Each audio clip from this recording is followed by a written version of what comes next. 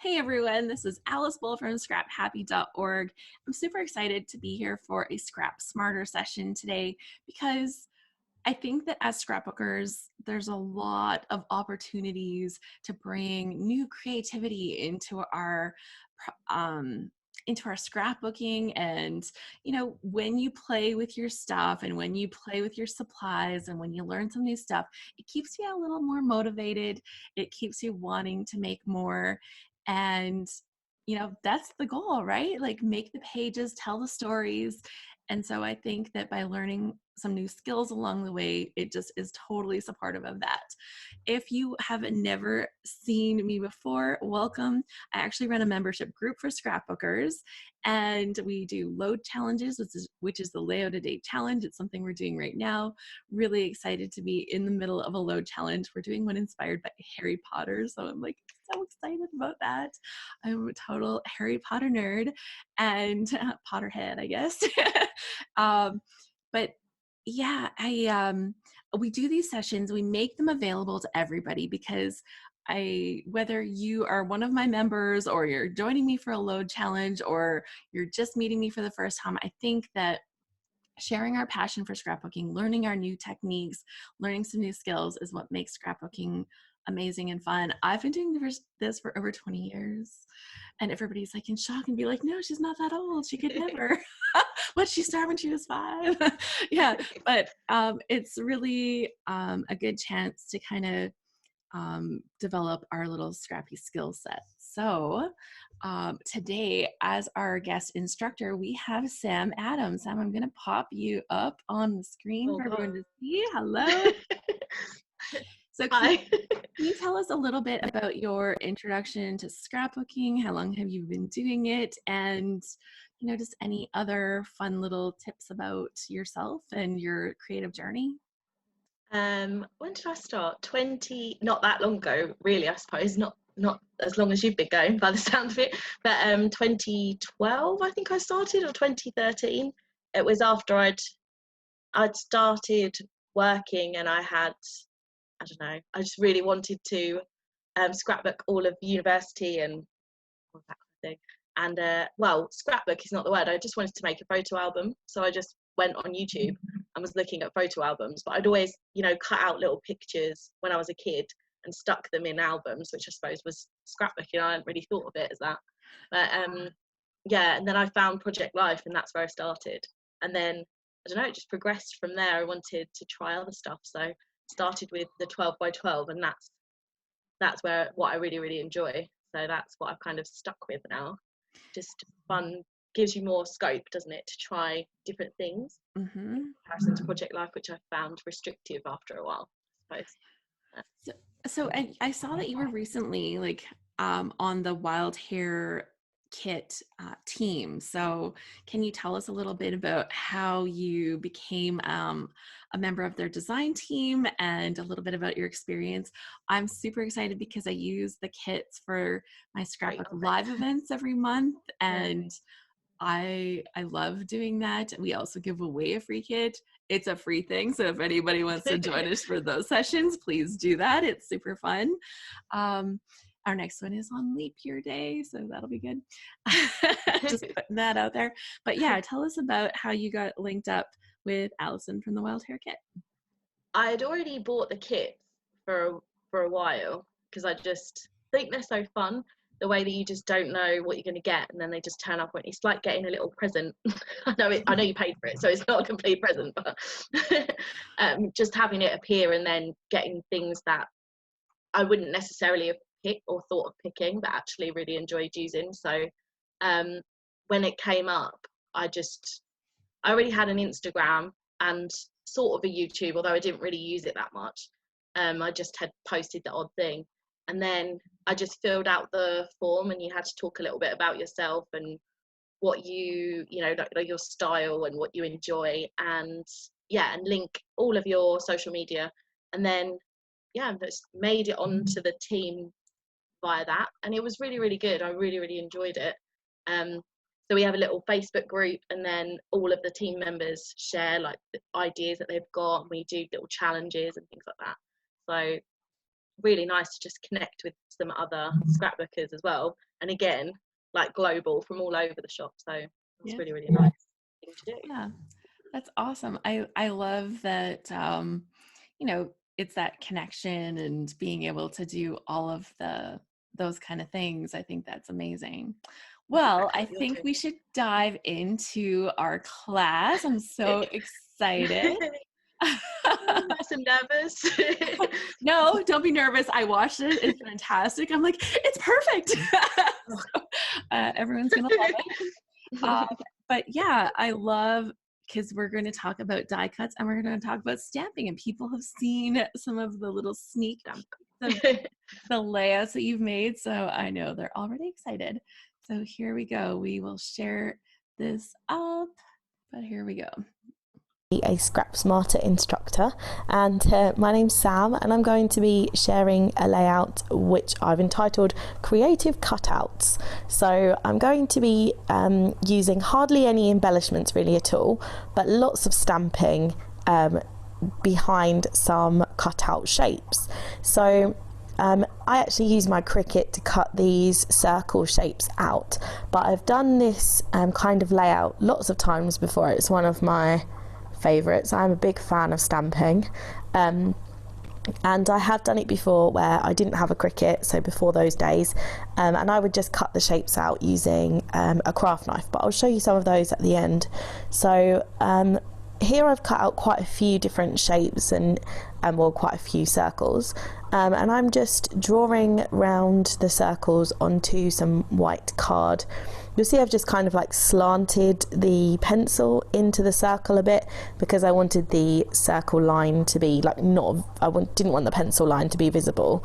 I'm going to rub it out anyway, but sometimes when you stamp over the pencil line, it can be hard to rub it out after, so I think if it's just not visible anyway, then it doesn't matter. Once I've drawn them, then I'm going to move the kind of blue paper to the side, and I've got a whole load of different stamp sets here. You can just use one stamp set if you like, but I think the key to making this look nice is to have lots of different shapes, lots of different fonts, maybe some slanty, some typed, some kind of like typewritery type fonts, some handwritten fonts. I think that's really nice.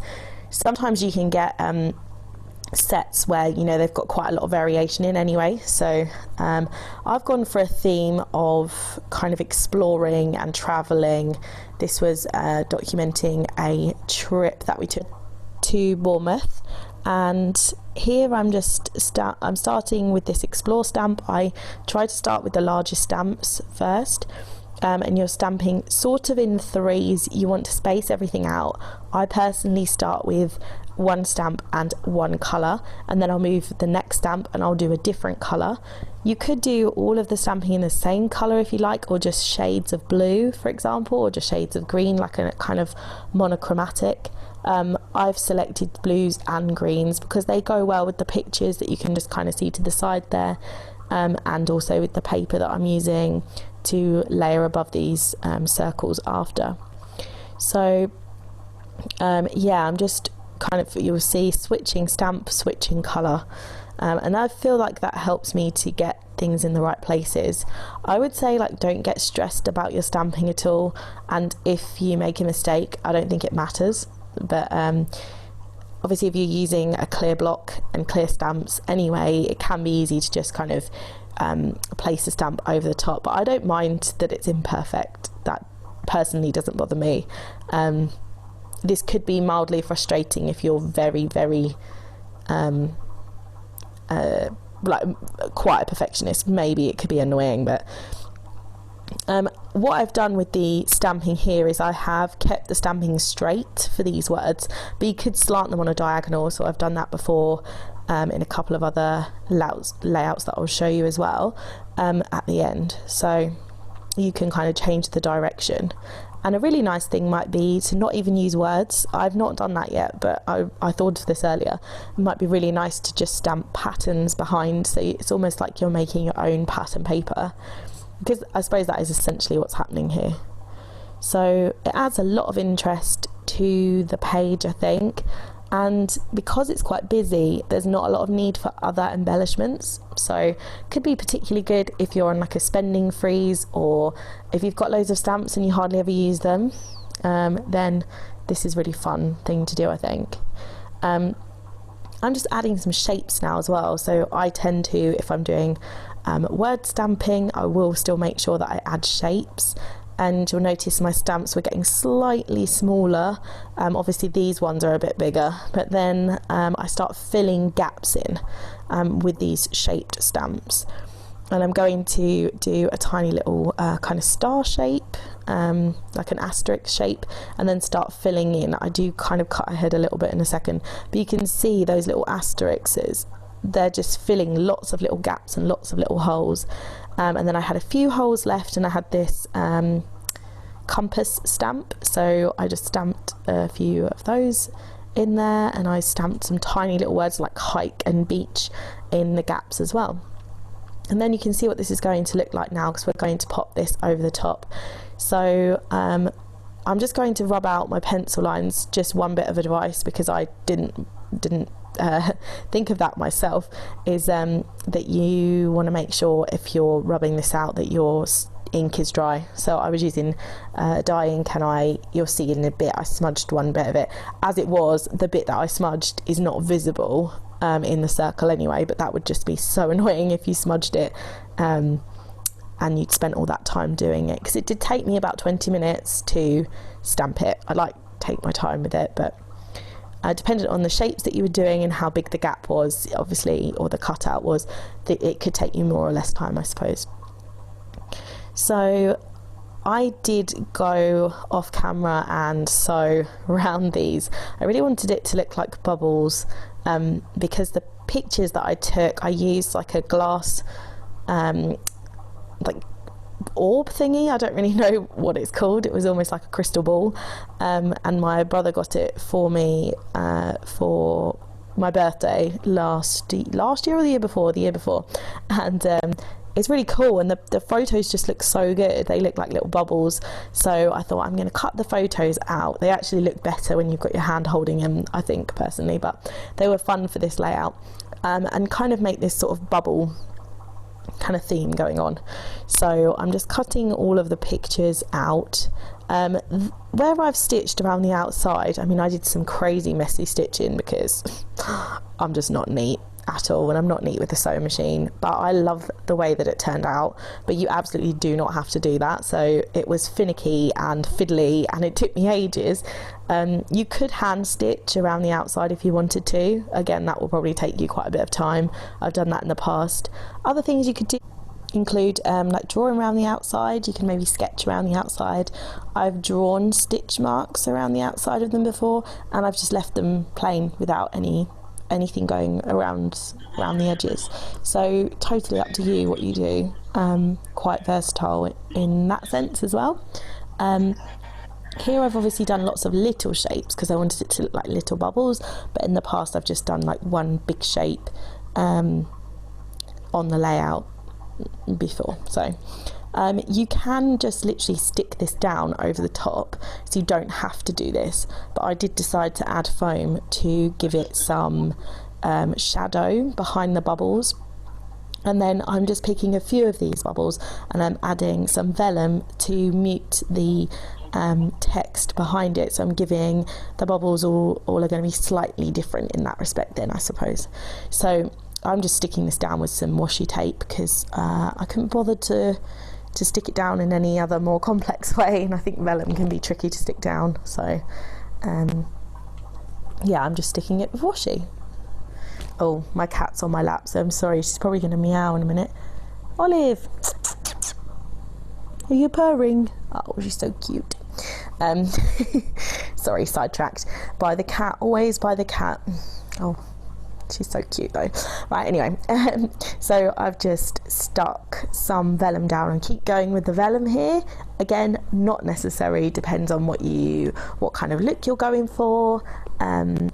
And then once I've got my vellum stuck down, I'm going to start sticking loads of foam behind the picture. behind the cutout just to bump it up and give it some texture. If you're worried about texture in your album, it's like not necessary. It really doesn't have to be done. So I'm just using fun foam, and this is it once it's all stuck down. And then this is a piece of advice.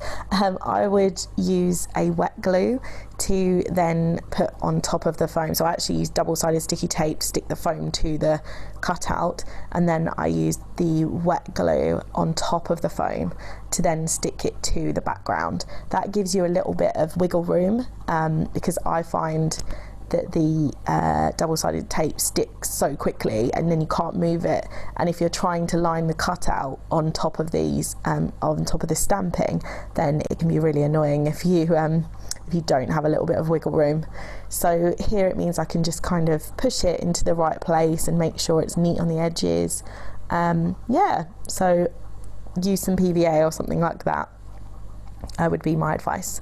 And then I'm just going to stick my, what are they called? Photos, that's the word.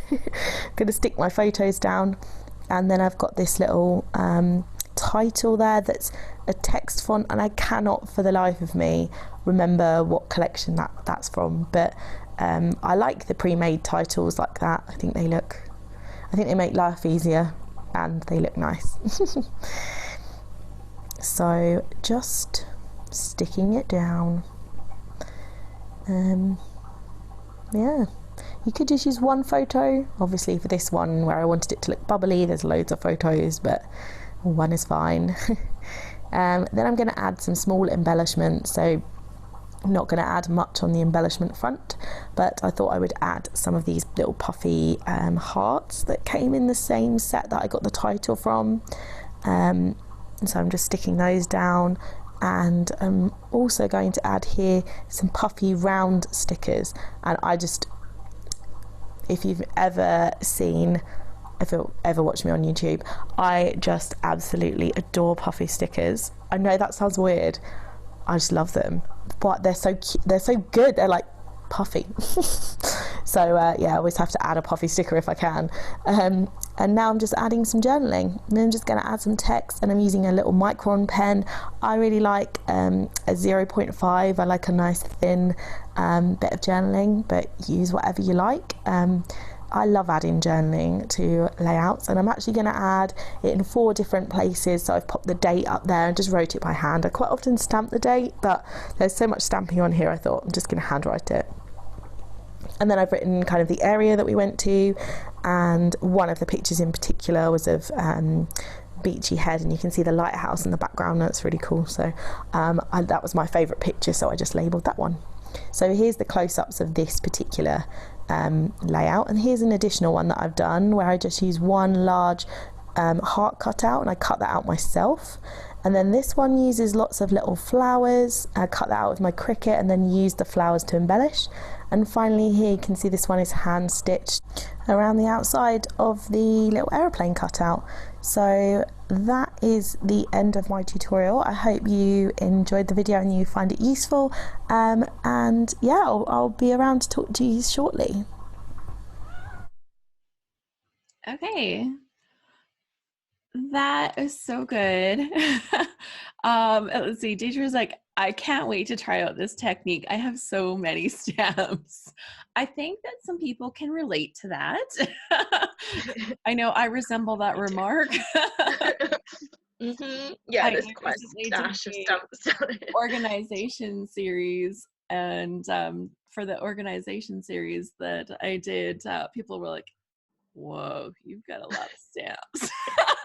I'm like, I know, but I have a good system and I can actually find them. And I used that recently. And like, I don't think I have any postage stamps. Actually, I should look in my book. And then I did. And I was like, oh, well, that was perfect. So if you have questions about Sam's technique or tips that she mentioned or anything, just write those in the chat. Or if you can't pop the chat up, so you can just come on, turn on your audio for a minute, ask your question, and it's very interactive. Feel free to ask questions. I personally noticed a couple of things. So when you were picking your colors, do you have any tips for color selections? You'd kind of talked about maybe doing monochromatic or doing colored themes, like, but maybe we can talk a little bit about color selection. I normally pick the colours based on my photos, normally. Just whatever goes best with it. But then, yeah, I think as well, it depends what paper you're using on the outside. So, because knew I was going to use a bluey greeny paper, and then my pictures were bluey greeny, I went for bluey greeny. So, yeah, but then I'm looking at some others that I've done, and I haven't done that, so I'm not quite sure. It's quite hard to analyse why you pick it, isn't it? Like that one's got loads of different colours, and I'm thinking, I don't know why I picked that. I think because the pictures were a bit more like black and white, maybe, so then it was whatever colour. That's probably why. Analysing it myself there. When you look at the black and white ones, it allows you to do a little more with your color options, right? I'm just going to pop that one up on the screen right here. That's right here. I don't need to share that so that people can have a good look at that layout. And so because of, and you said you cut this one out by hand, right? Yeah, I didn't have a Cricut. That's a recent addition, but I literally I just drew a heart and then stabbed it with some scissors and just cut it out. So it's a bit wonky, but I don't think it matters. I don't think doesn't bother me anyway, but I don't think that it does either. And so if anybody wants to give that a try, there are some like easy kind of tricks for cutting out a heart. Maybe fold it in half. That's right. Cut it in half and cut out your little fish hook kind of shape, so it doesn't have to be scary and hard. If you've got a craft knife, you could cut loads of shapes out with a craft knife, couldn't you? Triangles would be easy, I think. Thought about triangles when I was doing my bubbles. So yeah, triangles would be good, and you could like interlock them a little bit. I personally love using craft knives. That's like it's been a go-to tool for me for many years. But I think that's probably the easiest way to do it, isn't it? Really? Yeah. So I'm just gonna show people really quick. So if you're doing a heart, you can just like take your paper, and you can just do this on a separate little thing if you want to kind of test it first, and then just literally take your scissors, this would have been more sensible than mine. Cut out your little half a heart shape. Now you've got your heart shape. And then you have your outline of your heart. Just, in case somebody was like, I'm not visualizing what you're talking about. Yeah, that's what I should have done on that one.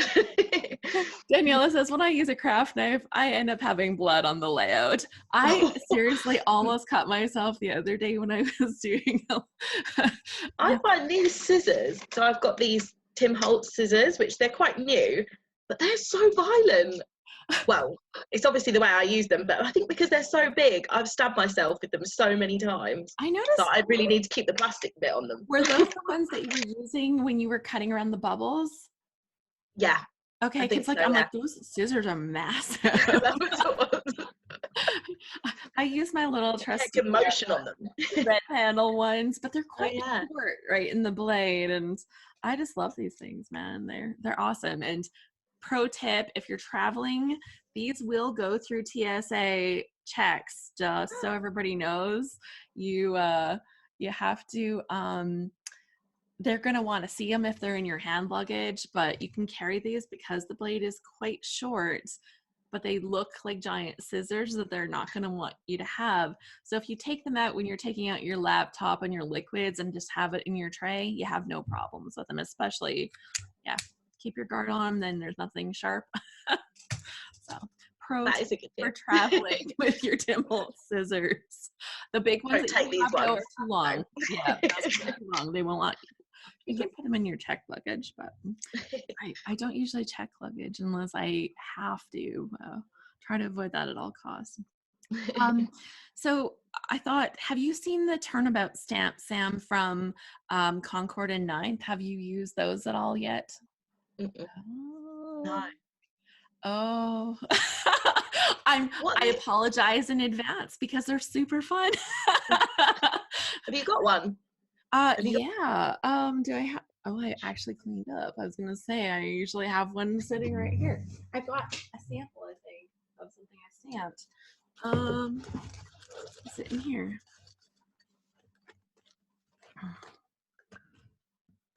Oh, I thought I tossed the sample in here. Apparently I didn't. Must have tossed it somewhere else. Yeah, but they're stamps. You stamp on them one way, and then you turn your paper and you stamp it the next way, and then you turn your paper and you stamp it the next way. My arm's running out of turning. And then the next way, and you end up having this cool design that you do with different colors as you go, right? And then it all interlocks and interweaves. for like stars or mandalas or something like? Does it come out kind of like that? Like a Different repeat? ones. I'm gonna grab a little thing really quick Sorry, I'm intrigued now. because they're super fun.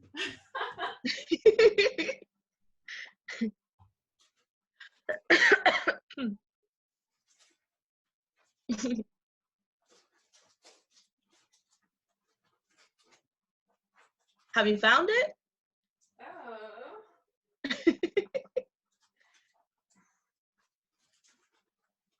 This is a real test of the organization now. Oh, I know. I said I can't. I must have them in a different spot on my desk because I don't have them right there in my stash, and that's the only place I have them. So I had them out to film a video here recently. Alice, can you hear me? It's You may Mitzi. not have made it back. Hello. Oh, is that Oh, you've got one. Yeah, I've Okay. got my set right here. Perfect. Thank you. Thank you. Let's see if I can pin myself.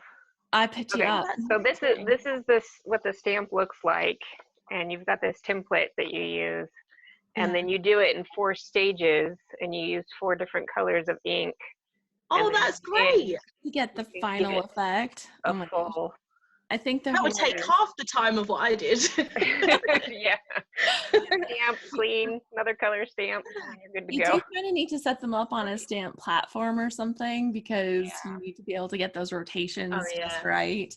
But it's like a really cool take kind of on what you're doing with this and just looking at those layouts. Thank you, Misty, so much. Yeah, thank you. Oh, well, now you've enabled me. I'm going to have to go off and buy one of those now. I know. I did a little tutorial on using them. I had used one that's kind of like a sunburst or a sunburst kind of stamp recently with how to use the Concord 9, and yeah, it's super fun. Yeah, Deborah's like, I have lots of stamps I never use. This is awesome. And I think like you mentioned that basically you're making your own patterned paper, but then you also talked about like how it allows you the customizability. I think that's maybe not a word, but allows you to customize your actual papers so that they are perfectly matched with the products you're using or with the photos that you've taken. And you can do monochromatic, you can use multicolors, and it allows you to really pick and choose. So do you find that with pattern papers, sometimes like, especially ones that have words and stuff like that, there's just things on there that's not stuff that you would say, or they're not phrases that you like, or they spell the word favorite wrong? Yeah, but that happens in stamps too. It's true. But yeah. No, they're quite often with I end up, whenever I get a pattern paper with words on, I'll end up just cutting it out and just using the words. I almost never use the words as a whole pattern. Yeah. For that exact reason that you've described. There's just things I wouldn't necessarily say, or yeah. They're just not the ones that you kind of relate to or would want. I thought that the tip that you shared with using the larger stamps first was very helpful, because once you get the larger ones placed, you fill in the gaps with the smaller stamps. And I think that's a really important takeaway for going ahead and trying this kind of technique. So in case people didn't catch that part, that was important. And then you talked about like being able to use like little images and stuff. And I think we can see that here. I'll share up one of your other pages here. Yeah, so you can really see that in this airplane one, how you've got like the little airplanes like in the background of that, and even different types, like you were talking about using different types of fonts and stuff. So you've got that explore stamp on there that we had seen. My favorite one. Yeah, that we saw before. But like that was perfect, right? Because I think that we all relate to that. Like we only have so many stamp sets unless you're me. And you know, you have the ones and you want to be able to get the mileage out of it. And I don't look at the page that you just made in this class, and I don't look at this page as being really repetitive, right? Like they're totally different styles, and you've been able to use them with different colors. And you know, you've got like the cute little travel log word on there, and it's kind of, there are a ton of different angles, and that really makes it playful and unique. Yeah, I really like it because of that versatility, and it's just, yeah, just a great way to use. What I found is that so many stamp sets have that in them. You know, they have slanted or handwritten words plus, you know, a range of different fonts and text, that it's just like some of them are built for doing something like that with, I think. And I do think the more variation, I personally like that. But you could easily do it with just one font, you know, if you had a stamp set with the same font. I think that would look fine even. So switch it up to what you like. With like the page, like the airplane page, you've got 3 photos on there. About how big are your photos? Are they like 3 by? Those ones are, they're probably hold on, let me look at them. I put it here just in case. Oh, they are 3 by 4, those ones. Yeah. Yeah, they are. So my airplane's not so big, I guess. It looks quite big on there, but yeah, it's not huge. And then you hand stitched around that one, right? So you sat there and hand stitched it. Oh, the patience. Yeah, it doesn't happen often. I was at a crop and I was busy chatting, and so it's the kind of thing where you can keep your hands busy, but you yeah, you need some entertainment somewhere else, a good TV show, whatever. But yeah, if you guys see my mouse going crazy, I'm using 2 screens and I'm not used to it yet. My brain has not adapted, so I have to find my mouse. Sorry. Yeah, and then we've got the other one here, and I think that I'd like to share that one up as well, the one with the pinks in it. And I thought this was really great because here you've used that negative space to put the stamping in behind it, but then you took that positive cutout image, like the flowers, and you've popped them up off the top of the thing, like, and kind of curled your edges or whatever to give like more layers and more depth. But you know, it's still paper, it's still fairly flat. Yeah, or probably just flatten down when it's in my album, to be honest. But, yeah, but you kind of get that feeling of the texture and stuff on there. So I thought that was a really great way to show like that when we cut things out, it doesn't have to just be one or the other. You can literally bring both together, and that was a really great way to show that. It's nice to, well, not waste them, but more that I cut things out sometimes, and then I use the inside, like the cutout, and then leave the other bit, the positive bit, and then I mean to come back and use them, but I don't. So I think it was just in part like not wasting the paper as well, and just why buy something to put on it when I could just use something I already had. So yeah, a little bit of that. And so I don't think I have the other layout here. The one, can you maybe hold up the one that you did with the bubbles? Yeah, I don't know how clear my screen is. Hold on a sec. I gotta stop the share here so that you're up on the screen again.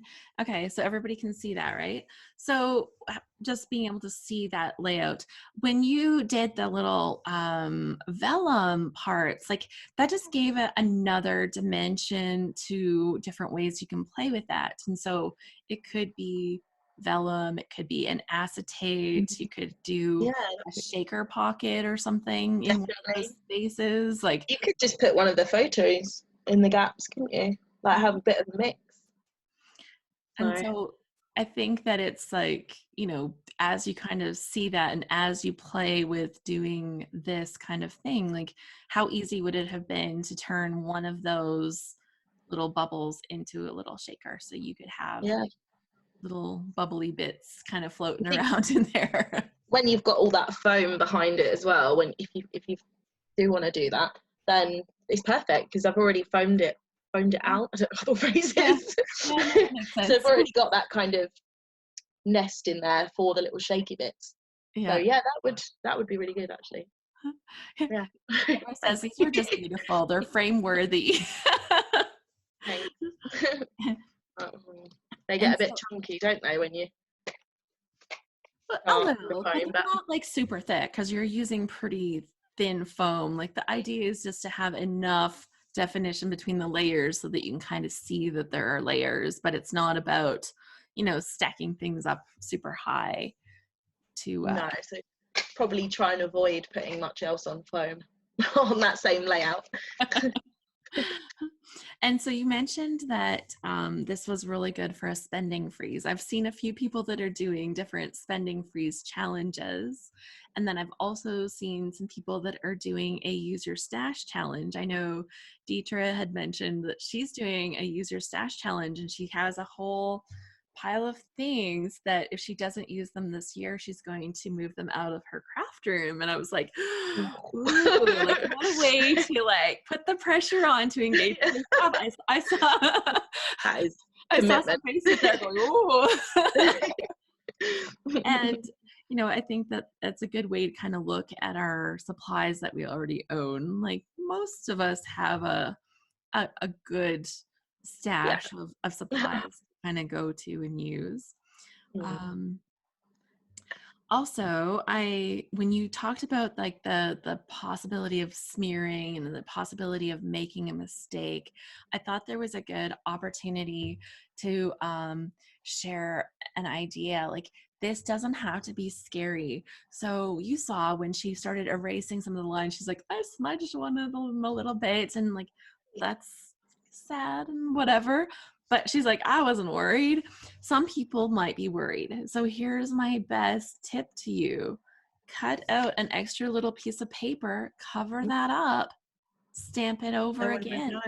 Totally fine. It's going to be behind that other layer. You're not even going to know once, you know, that page is assembled. So it really doesn't have to be scary because you're I think putting there's on this. one on here as well where I made a couple of mistakes. Like if you really look closely, but the point is, no one looks that closely, do they? Like when I showed Bill my layout, he wasn't immediately going for the. Oh my God, what did you do there? You did a slightly blurred word there, but it's more that thing for us. I think when you do it, you just want it. You don't want to spend all that time and then make a mistake, but actually, I just don't think people really notice. And when the whole thing is together, that's just one part of it, and you could cover bits up with other things as well, can't you? And as you said, you know, stamp something else and put it over the top. It's easily fixed, or you can just, people just don't notice it, I don't think, often. Yeah. Mickey says, I can't wait to go home and start scrapping. I already have a layout sketched out. Yay! This is perfect. This is perfect. So bonus I want to see these now. tips. Oh, you had mentioned at one point about the title. You weren't sure where that title came from. I think it's Vicky Booten, maybe from her Color Kaleidoscope. Yeah, that sounds real. Yeah. So, Thank you. actually, I think one of our Scrap Heavy members had just used that on her sketch layout, her sketch challenge layout. So it was funny because I'm like, oh, and I have that one in my stash too. It's like, ooh. So, they're great. I have everything half pulled out of packaging, so I couldn't even just go in like the book. But sometimes things make it back into the packaging, and sometimes they don't. Yeah, mine don't. Hence why I didn't know. Okay, I'm just making sure that I've covered all of the little things. And so, like, to take this idea and then to expand it. So now that you've played with this with stamps, do you have other things that you'd like to try kind of using the same technique, because I looked at this and I was like, ooh, I want to turn one of those into a shaker, and ooh, I want to like, of course we could all just sub in like pattern paper in the back, like I'm assuming that we have some of that. Yeah. I think as well sequins would be cool, like as in if you just, I can't remember whose video I was watching today, and they had made I think it might have been Sarah Scraps. You had her recently, did you? Yeah, we did a Do you want session to- with her. Yeah, she was using like Spiegel Mum scraps, like those little sequins, and she was sticking them onto trying to think of the word, like onto like wreaths almost, but I thought they would be quite cool inside of there, because especially if you put it on foam, they would be level with the, you know, if you stuck them all down rather than you could shake them or stick them down. I thought that might be cool. Yeah. I might stick photos behind it, and I do want to try all without words and just using some patterns and some of the other stamps I've got that are flat, like florals or things like that. So Cool. that's what I would try next. Yeah, I was thinking like something like the flower one might be really cool if you took, like, say you went to a botanical garden and took a whole bunch of pictures of flowers. You could do like a little photo collage in the background and then still have like the picture of you at the garden or something as the main Yeah, that's a focal good idea. point. It might just be a way to use those photos that we take that are very repetitive, like that you don't turn them into a page, but you want to still kind of showcase like Almost that was the special moment, right?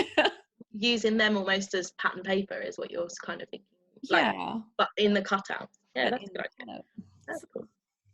yeah, just Lots of coming different up ways, with I think. how we can take this to the next place and how we can implement this and then just spin off from it. Yeah. I wanted to kind of put a challenge out to everyone. We have several people in the group here that are doing they're part of our load challenge where we're scrapbooking a layout a day during February. I had kind of mentioned that. So perhaps one of the days that we have left here in February, I would love to challenge people to try this. And if you're not doing load, you can definitely try this as well. And if you're going to share it on Instagram or something, use the hashtag ScrapSmarter. So hashtag ScrapSmarter, and that will, there we go, ScrapSmarter. That will allow us to all find your layouts if you're sharing them on Instagram. So Yeah, that that'd be great. that. And you can tag me and you can tag Sam as well. Sam I'd is, love to see them. Yeah. yeah. That'd be great. So Sam on Instagram is sams.messy.desk, and on Instagram I'm at Alice Boll, and that's Boll. So from here, Sam, I just noticed the other day that your YouTube channel was almost at 1,000 subscribers, and then I looked today and you crossed the barrier. So I just wanted to give a little celebration party for you because it's so exciting. Like, you're just sharing this stuff online. You're not running a scrappy business right now, but you're like, no. But I really think that that's, you know, depending on where you want to go, like the justification, not justification, the having those people sign up and subscribe to your stuff, it's showing how good your content is. I know watching our video today, everybody can see how good it is. So I'm going to encourage everyone to go to Sam's YouTube channel and subscribe, find her on Instagram and follow her there. On Instagram, it's This Messy Desk. Or yeah, that's right. Just make sure I got it. Yeah, Sam's Messy Desk on Instagram. Sam's Messy Desk. And then you actually have a blog as well. Yeah, I don't do it as often as I do Instagram or YouTube, but I do have one. Yeah. And you recently shared about like your scrap area setup, and I thought that was really good. And there was an accompanying video on your YouTube as well for that. So, you know, there's a little series of those. we are kind of near the beginning of the year when organization is on the mind. So if you are curious about Sam's setup, then you should go and check that out as well. So I thought that was really fun. So I just want to say thank you so much. Is there anything else that you'd like to share before we wrap this up? Or I don't think so, but thank you for having me. It's been really fun. So yeah, thank you. yay. So Dion is asking, what is your YouTube channel? She's looking for it again. I do have them all linked on the ScrapSmarter page. So that is the thing. If you go to the scraphappy.org and then look for either in the menu for the ScrapSmarter or just go to the ScrapSmarter, you will find it. But please do share it. That's this messy desk, it's called. But I think if you search Sam Adams, it might come up. Okay. Well, so yeah, but go and find that. She says, thank you. And yeah, I'll make sure that all of the social links are shared on the email that comes out after, kind of with the link to the replays. And it's also on that ScrapSmarter page. So perfect. Okay, well, thank you so much, Sam. I really do appreciate you doing one of these sessions with us. I think we're all leaving here a little more inspired and a little bit ready to scrap smarter. Yeah, I'm ready to try doing some other things now as well. So that's awesome. Yeah, everyone says thank you so much. This is great. This was fun. Thanks. Thank so you. Fun and very inspired. Thank you. Oh my gosh. So this is wonderful. And if you are looking for more of these sessions and you don't want to miss the next one, then come and get on my email list. I don't have time to spam people. I use a responsible email service that protects you and gives you that option to unsubscribe whenever you want. So it's not a big deal, but you can get on my email list by going to scraphappy.org/subscribe. Super easy. Just do that. And then you'll know about all of our Scrap Smarter sessions and you won't miss any of it. And we can all have a little bit more fun with our scrapbooking. Okay, gonna wrap it up. And Jill says, thanks, Alice. Hi from Colorado. Hi, Jill. Okay, thank you so much, everyone, for joining us today. And let's go and make some awesome pages. Happy scrapping, everyone.